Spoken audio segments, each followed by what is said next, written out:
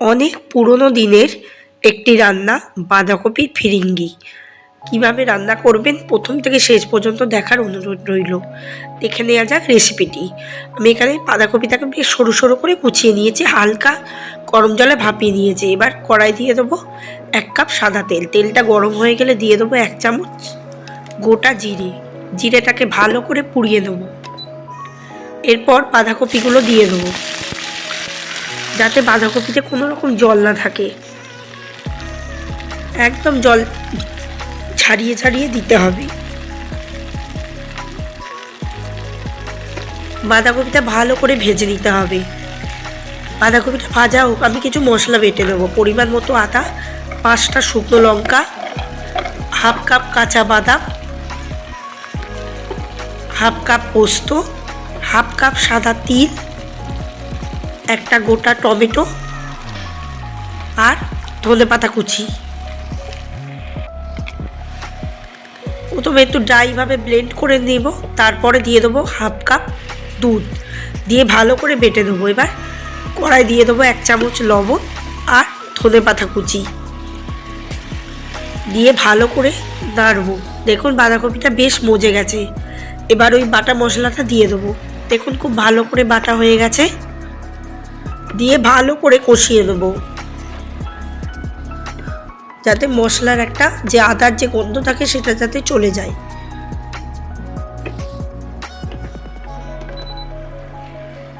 খুব ভালো করে কষিয়ে দিতে হবে। 1 চামচ চিনিও দিয়ে দেবো।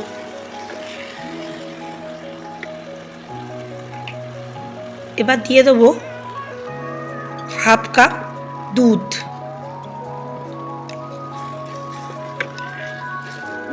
যখন দেখবো কষানো হয়ে গেছে তখন কিন্তু দুধটা অ্যাড করব। দুধটা দিয়ে আঁচটাকে কমিয়ে হালকা আঁচে রান্না করতে হবে।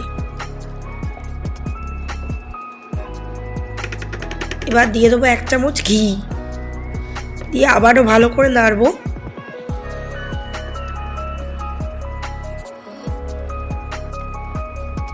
একটু ফুটে উঠলে দিয়ে দেবো 1 চামচ গরম মশলা গুঁড়ো, আর দিয়ে দেবো ওপর থেকে একটু ধনেপাতা কুচি, দিয়ে ভালো করে নাড়বো। নেড়ে চেড়ে একদম মাখা মাখা করে এটাকে কিন্তু নামাতে হবে, তাই আঁচটাকে কমিয়ে রাখলেই ভালো।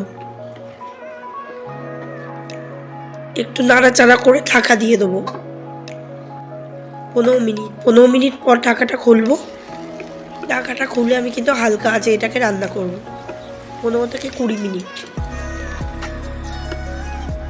বারে বারে নাড়তে হবে, নলে কড়ার গায়ে কিন্তু লেগে যাবে। আবার কিছুক্ষণ ঢাকা দিয়ে রাখবো। 15 মিনিট পর ঢাকাটা খুলবো। খুলে এটাকে ভালো করে হালকা আঁচে রান্না করব।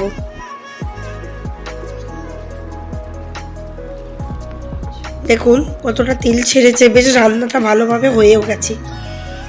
অনেকটা কিন্তু তেলও বেরিয়েছে। এবার 10 মিনিট ঢাকা দিয়ে রাখার পর এটাকে আর একটু নাড়াচাড়া করব। দেখুন বাঁধাকপিটা খুব ভালোভাবে সেদ্ধ হয়ে গেছে।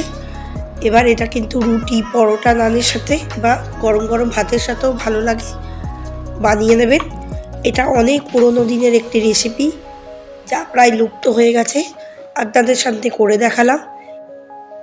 এই রেসিপিটি বানালে স্বাদ কিন্তু ভুলতে পারবেন না, এইটুকু কথা দিতে পারি। রেসিপিটি ভালো লাগলে চ্যানেলটিকে সাবস্ক্রাইব করবেন, অবশ্যই বেল আইকনে ক্লিক করবেন। আগামী দিনে অনেক রেসিপি আসছে, আমার চ্যানেলে চোখ রাখুন। ধন্যবাদ। আজকের রেসিপি এখানেই সমাপ্ত হলো।